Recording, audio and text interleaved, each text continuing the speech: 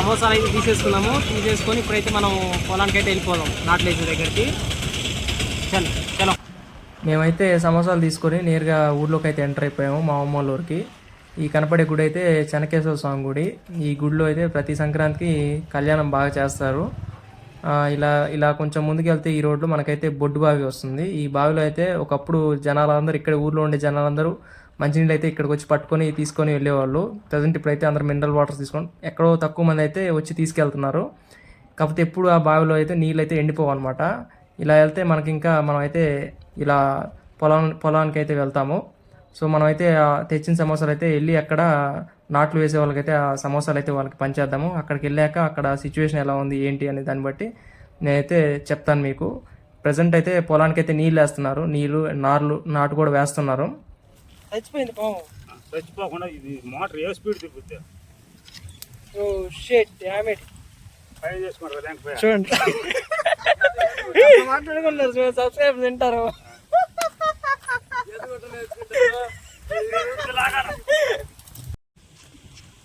బాగా ఆడింది కదా ఇప్పుడు దాకా మోటార్.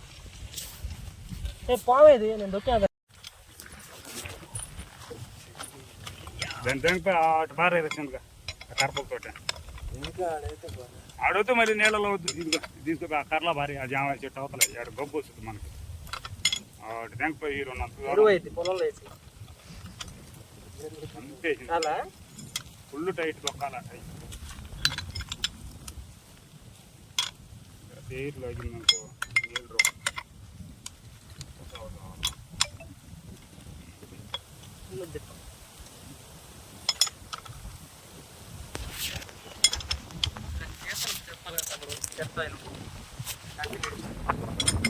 అయితే మనం వచ్చాము, వాటర్ అయితే రావట్లేదు. వాటర్ వస్తున్నాయి నర్సిమే, వాటర్ అయితే రావట్లేదు. రాకపోతే ఏం జరుగుతుందని మోటార్ దగ్గరికి వచ్చాం. మోటార్ దగ్గరికి వచ్చి మోటార్ రిమూవ్ చేసి చూస్తే మోటార్లో పాము అయితే ఇరుక్కొని చచ్చిపోయింది మోటార్ స్పీడ్కి. సో ఏమైందని చెక్ చేసి ఇప్పాం. మోటార్ నిప్పితే పాము అయితే అందులో ఉండింది, చనిపోయి ఉండింది, వానపాము. సో అదైతే రిమూవ్ చేసేసి నీళ్ల పాము. సో నీళ్ల పాము అయితే అందులో ఇరుక్కుపోయి చనిపోయింది. సో దాన్ని అయితే రిమూవ్ చేసి మా బావ అక్కడికి పడేసాడు దాన్ని, మా బావ. నెక్స్ట్ ఇప్పుడైతే దాన్ని టైట్ చేస్తున్నాం. మా బావ నేను టైట్ చేసేసాము. ఇప్పుడైతే మోటార్ ఆన్ చేస్తాము. వాటర్ వస్తున్నాయో చెక్ చేస్తాం. వాటర్ వస్తే ప్రాబ్లం లేదు, వాటర్ రాకపోతే మళ్ళీ ఏమైంది ప్రాబ్లం ఇష్యూ ఏంటని చూసి దాన్ని అయితే సాల్వ్ చేద్దాము. సో ఇప్పుడైతే చూద్దాం అసలు వాటర్ వస్తాయి రావా అని.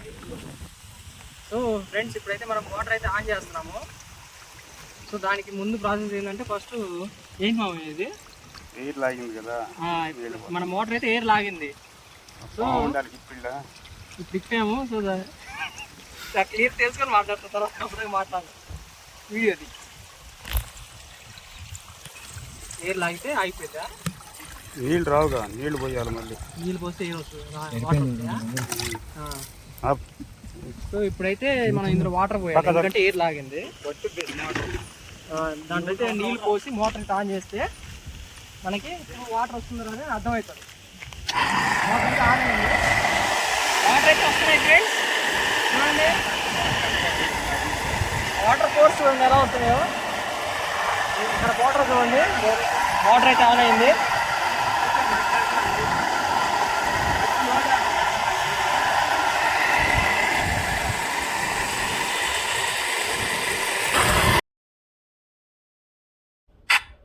మేమైతే మోటార్ అయితే ఆన్ చేసాము. మోటార్ ఆన్ చేయగానే పైప్ అయితే ఫుల్ ప్రెజర్తో అయితే వాటర్ అయితే రిలీజ్ అవుతున్నాయి.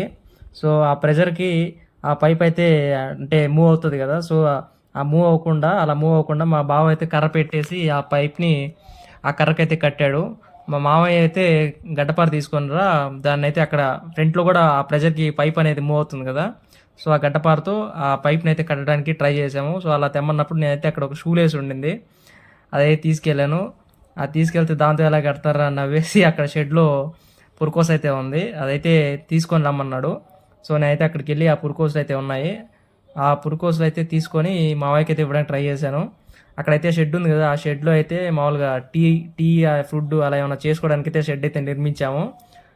ఆ షెడ్లో మనం సాయంత్రం అక్కడ పనిచేసే వాళ్ళకి టీ అయితే పెట్టడానికి ఉపయోగపడుతుంది. అండ్ నెక్స్ట్ వచ్చేసరికి మా మావయ్య ఇక్కడ మా బావ కూడా కష్టాలు పడుతున్నాడు గొంతు దాన్ని అయితే గుచ్చడానికి.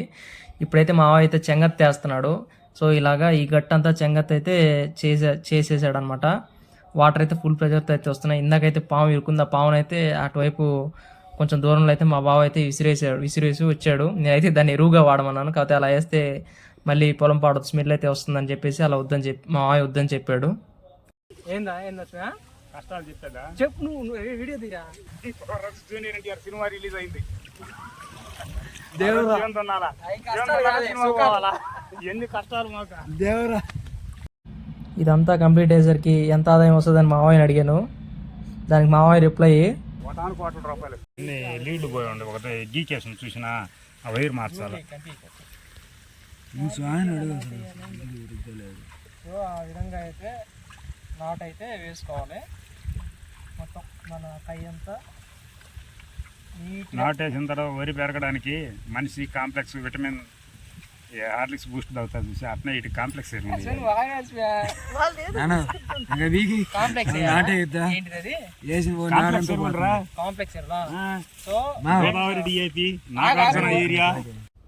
ఇదండి ఇవాళ వీడియో. ఇలా ఈరోజు అయితే సరదాగా జరిగిపోయింది. సో ఇలాంటి మంచి వీడియోస్ కోసం please do like, share and subscribe to my channel. Me Subrahmanyam.